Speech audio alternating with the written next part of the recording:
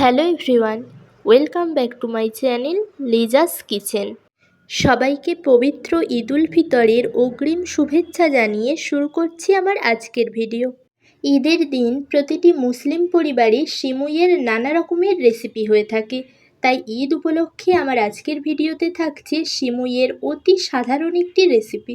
আশা করছি নারকেল সহযোগে তৈরি ঝরঝরে ভাজা সিমুইয়ের রেসিপি আপনাদের ভালো লাগবে। চলুন উপকরণগুলো দেখে নেওয়া যাক। আমি এখানে সিমুই নিয়েছি 300 গ্রাম। এই ধরনের সরু ভাজা সিমুই নিতে হবে এই রেসিপি বানানোর জন্য। চিনি নিয়েছি পরিমাণ মতো। একটা নারকেল মিহি করে কুড়ে নিয়েছি। এই সিমুইটি ভাজার জন্য ঘিয়ের ব্যবহার করতে হবে। কাজু নিয়েছি, কিশমিশ, লবণ, গোটা গরম মশলা যার মধ্যে আছে এলাচ, লবঙ্গ আর দারচিনি, তেজপাতা নিয়েছি 2টো।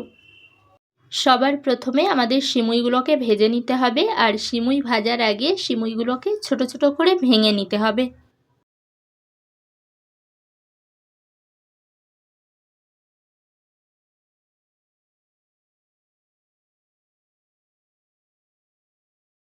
সিমুইগুলোকে ছোট ছোট করে ভাঙা হয়ে গিয়েছে, এবার এগুলোকে ভেজে নিতে হবে। কড়াইটি গ্যাসে বসিয়ে দিয়েছি। এবার একটি খুন্তির সাহায্যে অনবরত নাড়তে হবে। নাড়তে নাড়তে যখন ঠিক এই রকম লাল হয়ে আসবে তখন এটাকে নামিয়ে নিতে হবে। এবার এই ভাজা সিমুইগুলোকে সিদ্ধ করে নিতে হবে, আর সিমুই সিদ্ধ করে নেওয়ার জন্য আমি একটি ডেকচিতে জল গরম করতে বসিয়ে দিয়েছি। এদিকে জলটা গরম হতে থাক, আর ততক্ষণে আমি একটি পাতলা পরিষ্কার কাপড় নিয়ে নিলাম। এবার এই কাপড়ের মধ্যে সিমুইগুলোকে ঢেলে দেব।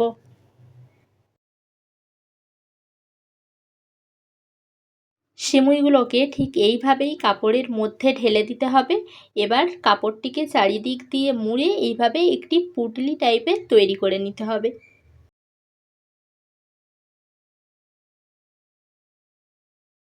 জলটা ভালোভাবে গরম হয়ে গিয়েছে। এই সময় এই গরম জলের মধ্যে সিমুইয়ের পুঁটলিটিকে ঘড়ি ধরে ঠিক 2 মিনিট রেখে দিতে হবে।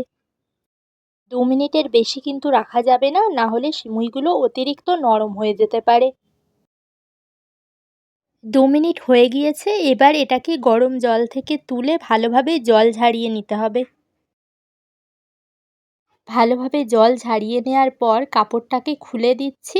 দেখতেই পাচ্ছেন সিমুইগুলো খুব ভালোভাবে সিদ্ধ হয়ে গিয়েছে।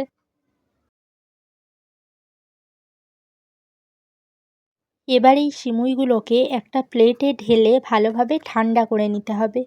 এই পর্যায়ে সিমুইয়ের মধ্যে বাকি উপকরণগুলো একে একে দিয়ে দেব। প্রথমেই দিয়ে দিলাম কুড়ে রাখা নারকেল। এরপর দিয়ে দিচ্ছি পরিমাণ মতো চিনি, সামান্য পরিমাণে লবণ, গোটা গরম মশলা, এলাচগুলোকে একটু থেতো করে নিয়েছিলাম, কিশমিশ, কাজু, তেজপাতাটাকে একটু ভেঙে দিয়ে দিচ্ছি। এবার সমস্ত উপকরণ ভালোভাবে হাত দিয়ে মিশিয়ে নিতে হবে। সব কিছু ভালোভাবে মিশিয়ে নেওয়া হয়ে গিয়েছে। এবার এগুলোকে ভেজে নিতে হবে। ভাজার জন্য আমি কড়াইতে দিয়ে দিচ্ছি 2 চামচ পরিমাণ ঘি। ঘিটাকে পুরোপুরি গলিয়ে নিতে হবে।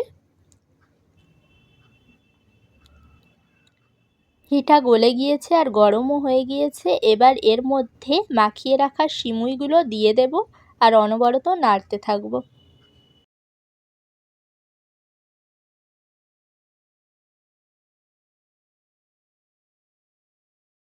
সিমুইগুলোকে বেশ কিছুটা সময় ধরে ভেজে নিতে হবে।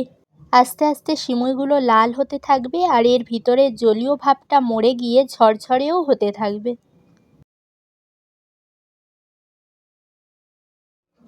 প্রায় 20 মিনিট ধরে ভাজার পর সিমুইগুলো লাল হয়ে গিয়েছে, আর এগুলো বেশ ঝরঝরেও হয়ে গিয়েছে। সিমুইগুলো একটার সাথে আর একটা লেগেও নেই, আর কত সুন্দরভাবে ঝরঝরেভাবে তৈরি হয়ে গিয়েছে। এবার এগুলোকে নামিয়ে আমি পরিবেশন করে নেব।